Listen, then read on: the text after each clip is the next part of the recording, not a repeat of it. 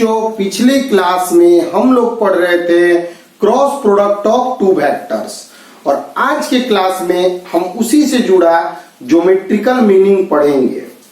तो geometrical meaning मतलब graphical meaning of cross product of two vectors. इन बातों को ध्यानपूर्वक समझना बच्चों। ध्यान दो कि ए कोई वेक्टर दिया हुआ है, वेक्टर ए, बी कोई वेक्टर दिया गया है, वेक्टर बी। समझना ध्यान से। तो ओ ए जो दिख रहा है वो एक वेक्टर ए है, तो ओ ए का लंबाई ए के लंबाई के बराबर mod of A, magnitude of vector A है। ओ बी जो दिख रहा है वह वेक्टर बी है और ओ बी का लेंथ बी के बराबर है, दोनों के बीच में एंगल थीटा दिया हुआ है। समझना बच्चों। तो अगर यहां से एक पैरेललोग्राम बनाते हैं, एक पैरेलल इसके साइड खींच लेते हैं, एक पैरेलल इसके साइड, यहां एक परपेंडिकुलर डाल दिए एम। ठीक है, फिगर देख रहे हो तुम।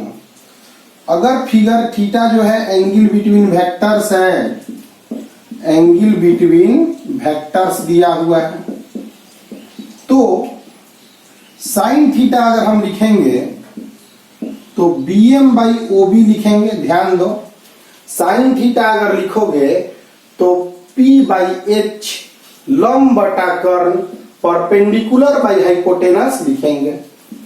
तो bm ob के जगह पे b लिख देंगे, तो bm का वैल्यू b साइन थीटा आएगा। a क्रॉस b,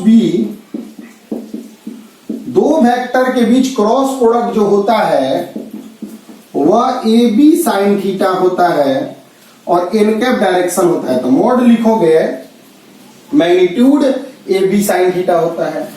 ए का वैल्यू ओ ए है और बी साइन थीटा का वैल्यू बी एम है। अब O A into B M को सोचो तो O A into B M, तो ओ ए बेस हो गया और बी एम क्या हो गया, हाइट। ओ ए आधार हो गया और बी एम क्या हो गया, ऊंचाई। तो आधार गुने ऊंचाई, बेस इंटू हाइट, एरिया हो जाएगा इस पैरेललोग्राम का, समांतर चतुर्भुज का। पैरेललोग्राम का हिंदी होता है समांतर चतुर्भुज। तो यह दे दिया area of parallelogram form by A and B.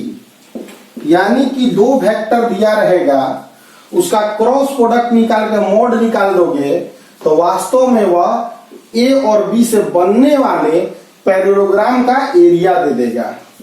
अगर बच्चों हम इसको मिलाते हैं, ठीक है, तो area of triangle O A B, माने ए वेक्टर और बी वेक्टर से मिलकर एक ट्रायंगल जो बना, उसका एरिया होगा half base into height. Base है, आधार है ओ ए और हाइट है बी एम। तो बेस ओ ए का लंबाई ए है और बी एम का लंबाई बी साइन थीटा है। क्लियर है बच्चों। तो ए बी साइन थीटा को हम ए क्रॉस बी का मोड लिख देंगे। तो क्या निकल के आया मेरा कि क्रॉस प्रोडक्ट जो होता है, क्रॉस प्रोडक्ट का मैग्नीट्यूड 2 गुना एरिया होता है। इधर 2 से मल्टीप्लाई हो जाएगा ना।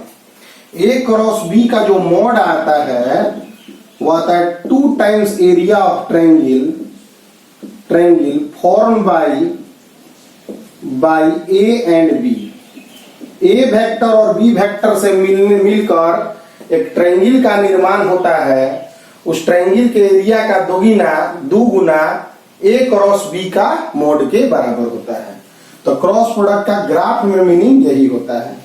तो वेक्टर ए दे देगा, वेक्टर बी दे देगा और तुम्हें कहेगा कि तुम निकालो एरिया ऑफ ट्रायंगल, तो तुम क्रॉस प्रोडक्ट निकाल कर मोड लगा दोगे, समझ गए, और उसका आधा कर दोगे तो एरिया ऑफ ट्रायंगल निकल जाएगा।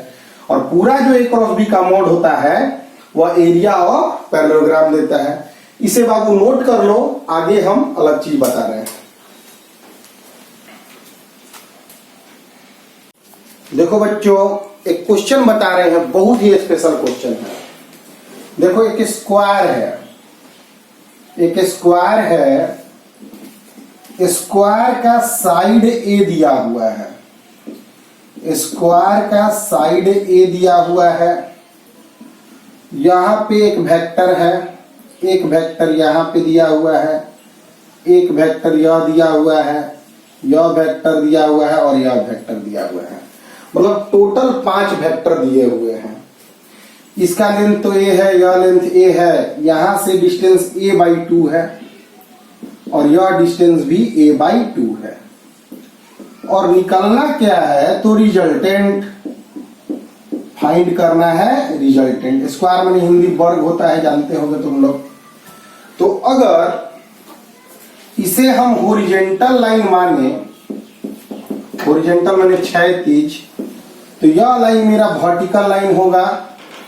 तो समझना यह है बच्चों कि 5 वेक्टर का रिजल्टेंट निकालना हो तो रिजल्टेंट का फॉर्मूला 2 वेक्टर के लिए ही सीमित होता है। 5 वेक्टर के लिए रिजल्टेंट का फॉर्मूला नहीं होता है। इसका मेथड होता है कि टोटल हॉरिजॉन्टल पार्ट बच्चों निकाल लो, का स्क्वायर कर दो, प्लस टोटल वर्टिकल सबका निकाल कर, सभी वर्टिकल पार्ट निकाल कर स्क्वायर करके ऐड करके रूट लगा दो। अगर यह चीजें देखनी होगी तो पीछे के वीडियोज में जाके डिटेल देख सकते हो, क्वेश्चन बताया गया है। तो टोटल हॉरिजॉन्टल पार्ट अगर हमें निकालना हो, टोटल हॉरिजॉन्टल कंपोनेंट निकालना हो, तो पहला वेक्टर का पूरा पार्ट तो हॉरिजॉन्टल ही है, ए लिख देंगे। दूसरा वेक्टर का देखो, दूसरा वेक्टर यह है, यहां से यह डिस्टेंस a/2 है और यह डिस्टेंस बच्चों ए है। तो हॉरिजॉन्टल पार्ट यही पार्ट ना हॉरिजॉन्टल होता है। तो इस वेक्टर का इस वेक्टर का ध्यान देना, इस वेक्टर का यहां से परपेंडिकुलर डालेंगे तो यही पार्ट हॉरिजॉन्टल पार्ट होगा। तो कितना हॉरिजॉन्टल पार्ट हुआ बच्चों, तो ए। वर्टिकल पार्ट a/2 हुआ, बाद में सोचेंगे, अभी हॉरिजॉन्टल है, ए होगा। इस वेक्टर का देखोगे तो यह वेक्टर ऐसे है, यह ए लेंथ है और यह ए लेंथ है। इस वेक्टर के लिए देखोगे तो यह ए लेंथ है और यह ए लेंथ है। तो हॉरिजॉन्टल में कितना पार्ट है, यहाँ परपेंडिकुलर डालोगे तो यही पार्ट हॉरिजॉन्टल होता है। सिंस हमें यह सब एंगल नहीं पता है कि हमें एक cos थीटा और इसका लेंथ भी नहीं दिया है, यही पार्ट हॉरिजॉन्टल पार्ट होता है। यही पार्ट कोई भी वेक्टर लेते हैं हम एक्स एक्सिस और वाई एक्सिस में, यहां से परपेंडिकुलर डालते हैं, यह जो लेंथ होता है यही हॉरिजॉन्टल पार्ट होता है, यह लेंथ वर्टिकल पार्ट होता है। तो इस वेक्टर का हॉरिजॉन्टल में यहां से परपेंडिकुलर डालेंगे तो यहां से यहां का लेंथ हॉरिजॉन्टल पार्ट होगा, क्या हो गया, ए। इस वेक्टर का हॉरिजॉन्टल में यहां से परपेंडिकुलर डालेंगे तो कितना है, a/2 लिख दिए। और इस वेक्टर का या सीधे के सीधे वर्टिकल है तो उसका हो गया बच्चों 0। इसे हटाते हैं बच्चों, 3a + a/2 that is 7a/2 मेरा वैल्यू हॉरिजॉन्टल पार्ट में मिल गया। बहुत अच्छा सवाल है। टोटल वर्टिकल पार्ट अगर आ गया, टोटल वर्टिकल कंपोनेंट आ गया, टोटल वर्टिकल कंपोनेंट आ गया मेरा, टोटल वर्टिकल कंपोनेंट क्या है, ध्यान दो। तो पहला वर्टिकल, इसका वर्टिकल तो 0 होगा, इसका वर्टिकल यहां से परपेंडिकुलर डालेंगे, क्या लेंथ होगा, तो a/2। इसका वर्टिकल सीधे यहां परपेंडिकुलर डालेंगे, a लेंथ होगा। इसका वर्टिकल भी a लेंथ होगा, इसका वर्टिकल तो a लेंथ है ही। तो 7a/2। बार वीडियो को रिपीट कर लेना कि हॉरिजॉन्टल वर्टिकल कहते किसे हैं। बस परपेंडिकुलर डालते हॉरिजॉन्टल लाइन पे, जो यह लेंथ होता है यही हॉरिजॉन्टल लाइन होता है। यहाँ वर्टिकल में, यह वर्टिकल में डालते जाओ, जो लेंथ वर्टिकल लाइन में मिलेगा वो वर्टिकल कंपोनेंट होता है। तो रिजल्टेंट की वैल्यू आ गई √/horizontal square plus vertical square. तो 7a/2 का स्क्वायर और 7a/2 का स्क्वायर, तो 2 × 7a/2 का स्क्वायर, तो 7a/2 और √2 आ गया बच्चों। यह बहुत बहुत बहुत स्पेशल क्वेश्चन है रिजल्टेंट निकालने का, जिसमें एंगल नोन नहीं है। बहुत सारे बच्चे इसको अलग अलग मेथड सोचेंगे, लेकिन बेस्ट मेथड है बच्चों इस क्वेश्चन को बनाने के लिए। अगर हम लोग कोई भी इस वेक्टर को, इस सिस्टम को अगर हमको बनाना हो तो देखो बच्चों, इसको हटाते हैं, इसे नोट कर लेना तुम लोग।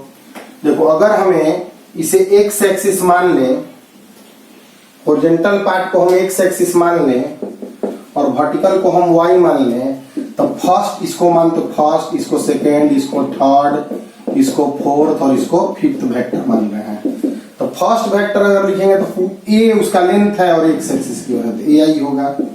सेकेंड लोगे तो सेकेंड का लेंथ एक्स में ए है तो लिखेंगे ए आई और वाई में ए बाई 2 जे है।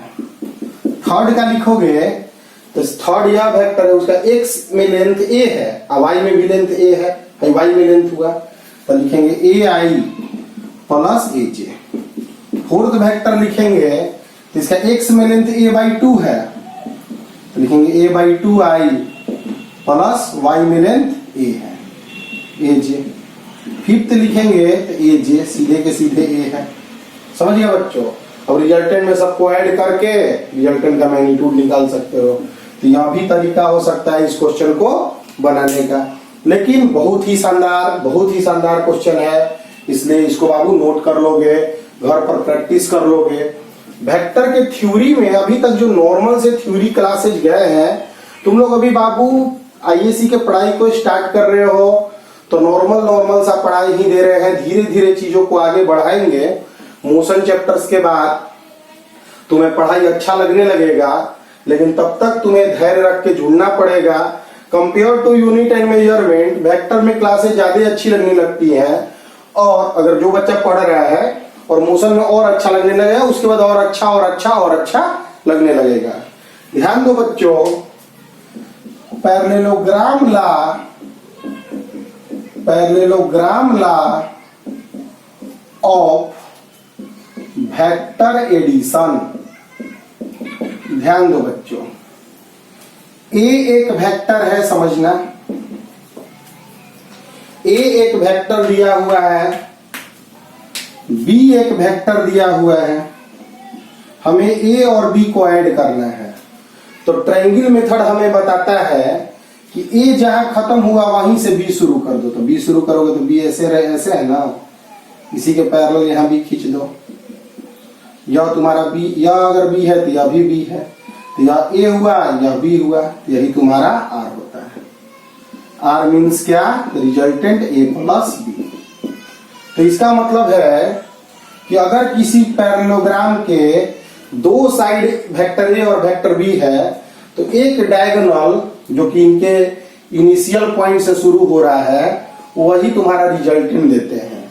समझ गया ना? फार्मूला सब वही रहेगा कि if vector A and vector B represent adjacent, Hindi होता है आसन्न, एडजेसेंट साइड्स ऑफ पैरेललोग्राम, समांतर चतुर्भुज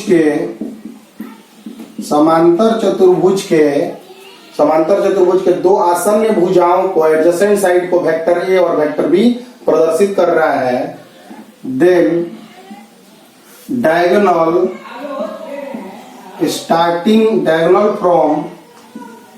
from initial point of vector A and B is vector A plus vector B.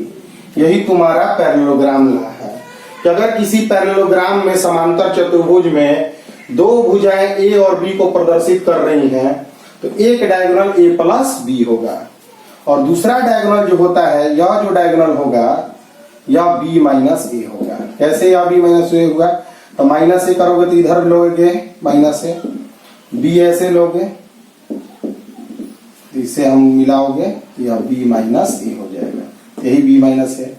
तो अगर किसी पैरेललोग्राम में दो भुजा ए प्लस ए और बी है, तो एक डायगोनल ए प्लस बी देगा और एक डायगोनल बी माइनस ए देगा। यह भी बात याद रखना है बच्चों।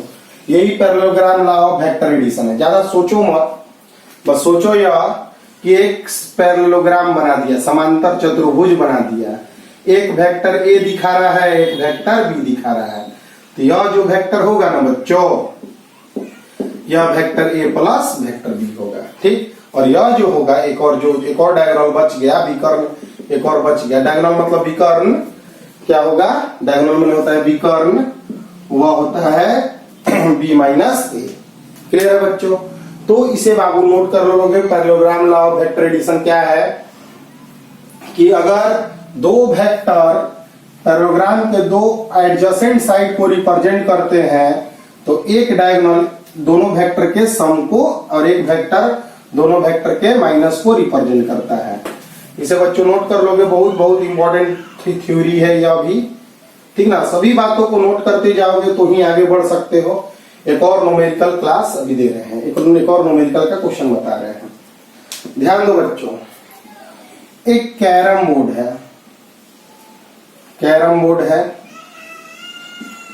4 फीट इंटू 4 फीट का, 4 फीट इधर लेंथ 4 फीट और इधर 4 फीट का कैरम बोर्ड है। 4 गो होल रहता है इधर। कैरम बोर्ड तो सब देखे होंगे, ठीक है बच्चों।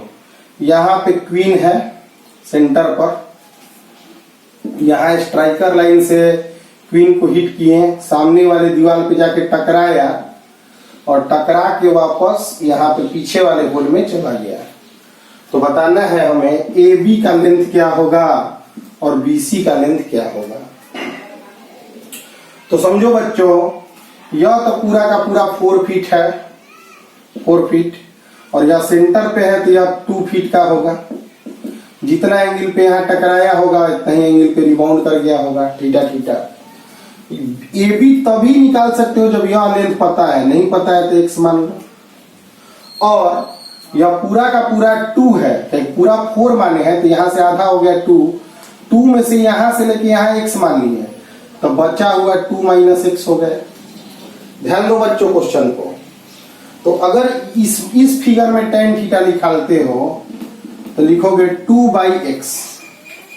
इस फिगर में tan थीटा निकालोगे तो 2 बाई एक्स लिखोगे, और इधर फिगर में tan थीटा निकालोगे तो 4 by 2 minus x.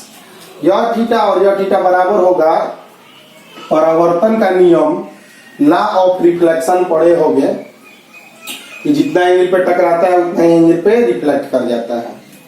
tan theta दोनों बराबर करोगे तो 2 by x 4 by 2 minus x, 4 minus 2x बराबर 4x, 6x बराबर 4, x बराबर आ गया 4 बाई 6 मतलब 2 बाई 3 फीट। ए बी का लेंथ हम निकल जाएगा। यह 2 फीट का हो गया और यह 2 बाई 3 फीट का हो गया, तो यह ए बी लेंथ है। ए बी लेंथ क्या होगा बच्चों, तो √2 स्क्वायर प्लस 2 बाई 3 का स्क्वायर। ये भी मेरा निकल जाएगा, इतना स्क्वायर प्लस इसका स्क्वायर। देखो ध्यान दो, क्वेश्चन था कि कैरम बोर्ड था 4 फीट का, सेंटर था, वहां क्वीन था, रानी था, स्ट्राइकर से मारे तो यह सामने वाले फेस पे टकराया, टकरा के रिबाउंड करके पीछे वाले होल में चला गया, तो इसका लेंथ निकालना था। यह 2 फीट मालूम था, यह 4 फीट मालूम था। जब तक यह लेंथ नहीं निकलता नहीं बनता, सोचना पड़ेगा। तो इसे हम x मान लिए, तो यह बचा हुआ 2 माइनस एक्स है। रिबाउंड का मतलब टकरा के वापस आने का एक रूल हम जानते हैं कि जितना एंगल पे टकराएगा उतना ही एंगल पे रिबाउंड करेगा।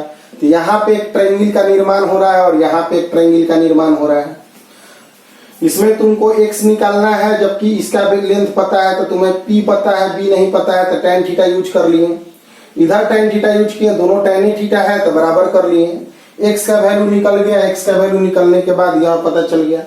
अब x का वैल्यू पता चल गया तो यह लेंथ भी पता है, यह 4 पता है, तो यह भी लेंथ तुम निकाल लोगे। तो आसानी से क्वेश्चन तुम बना सकते हो जब इस तरह के सवाल आते हैं बच्चों। तो वेक्टर चैप्टर में थ्योरी लगभग कंप्लीट कर चुके हैं, लेकिन तुम लोग को एक कंप्लीट जबरदस्त रिवीजन करना पड़ेगा टोटल सिलेबस को कंप्लीट करने के लिए। फिर इसके बाद हमारा आगे टॉपिक बढ़ेगा, लेकिन उसके पहले हम चाहेंगे कि अभी तक के क्लास को तुम लोग सभी लोग मजबूती से कंप्लीट जरूर करो। ठीक है बच्चों, कंप्लीट नहीं करोगे तो अच्छा से तुम सीख नहीं पाओगे। कंप्लीट करना बहुत ही आवश्यक होता है। ध्यान दो, मान लो बच्चों, ए एक वेक्टर है जिसका मैग्नीट्यूड 6 मीटर दिया है, बी एक वेक्टर जिसका मैग्नीट्यूड 3 मीटर दिया है, उनके बीच एंगल 60 डिग्री दिया है। Find area of triangle formed by A and B. मतलब ए और बी वेक्टर है, 60 डिग्री एंगल पे इनसे एक ट्रायंगल बना, उससे एरिया ऑफ ट्रायंगल हमें बताना है। तो आज स्टार्ट में ही पढ़े हैं कि एरिया ऑफ ट्रायंगल होता है 1/2 ए क्रॉस बी का मोड, और ए क्रॉस बी का मोड का फॉर्मूला होता है बच्चों half A B sine theta. तो हाफ 6 × 3 साइन 60 डिग्री।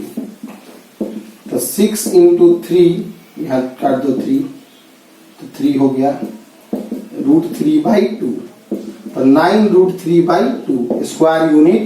यह तुम्हारा एरिया हम लोग निकाल दिए। तो नॉलेज रहेगा तो ही ना बनाओगे बच्चों। यही एरिया ऑफ पैरेललोग्राम पूछ देता कि ए और बी से मिलकर बनने वाले पैरेललोग्राम का एरिया निकालो, तो 1/2 हटा देते हैं, बन जाता। क्लियर है? तो इस तरह के क्वेश्चन आते हैं, वो वीडियोज रोक कर क्वेश्चन को हमेशा लिखना जरूरी होता है बच्चों। अब एक क्वेश्चन दिया हुआ है कि एक पैरेललोग्राम है, एक पैरेललोग्राम बना दिया गया है, समांतर चतुर्भुज बना दिया गया है। यह वेक्टर ए है 3i + 2j + 4k, और यह एक वेक्टर दिया हुआ है 5i + 3j + 5k। ठीक है बच्चों, डायगोनल निकालना है, मतलब विकर्ण निकालना है। तो यदि किसी पैरेललोग्राम में दो एडजेसेंट साइड आसन्न भुजाएं दी हुई हैं, तो डायगोनल्स जो होते हैं, डायगोनल्स वह होते हैं a + b, डायरेक्ट जोड़ दो, एंड b - a। दो डायगोनल होते हैं ना, एक यह होगा a + b और एक यह होगा b - a। अब a + b निकालना है तो करना क्या है, i वाला i में जोड़ना है, j वाला j में, k वाला k में, बना ही लोगे आगे। डायगोनल का लेंथ पूछ देता है तो डायगोनल पहले निकाल के फिर मॉड निकाल देते हैं। ठीक है बच्चों, तो इसको अगर जोड़ते हो तो 8i + 5j + 9k जोड़ दिए, एंड घटाते हैं अगर तो 2i + j + k आ गया आराम से। डायगोनल का लेंथ पूछ देता है तो इसका मॉड लगा देते हैं। किसी वेक्टर का लेंथ उसका मॉड होता है, और मॉड क्या होता है बाबू, तो √8 का स्क्वायर, 5 का स्क्वायर, 9 का स्क्वायर। तो आज के क्लास में इतना ही, मिलते हैं अगले क्लास में कुछ अच्छे टॉपिक्स को लेकर। तब तक के लिए अभी तक के वेक्टर को कंप्लीट करो, ट्रिग्नोमेट्रीज के जो वीडियो जा रहे हैं उन्हें देखो, और आगे बढ़ोगे बच्चों, धैर्य रखना पड़ेगा, और सभी लोगों को वीडियो जरूर शेयर करो कि सभी लोग बेनिफिट उठा सके। बहुत सारे बच्चे जो हिंदी माध्यम के बच्चे, वह सोचते हैं कि हम कैसे यह सब चीजें पढ़ पाएंगे। पढ़ पाओगे बच्चों। अगर तुम यह वीडियो सुन रहे हो तो बाकी अपने मित्रों को भी बताओ कि आज की परिस्थितियों में टेक्निकल हैंड होना, साइंस के सेक्टर में होना, इंग्लिश मीडियम में होना बहुत इसेंशियल है, बहुत जरूरी है। इसलिए जीवन में आगे बढ़ने के लिए तुम्हें इंग्लिश माध्यम में भले ही थोड़ा दिक्कत हो, लेकिन लेना पड़ेगा और मेहनत करना पड़ेगा। और हम लोग मेहनत कराएंगे, धीरे धीरे जब इस चैप्टर का रिवीजन कराएंगे तो तुम सीख जाओगे। सब लोग ऐसी परिस्थितियों से होकर गुजरता है, सब लोग धीरे धीरे ही करके सीखते हैं, इसलिए गड़बड़ाना नहीं है। मिलते हैं अगले क्लास में, तब तक मेहनत करते रहो बच्चों।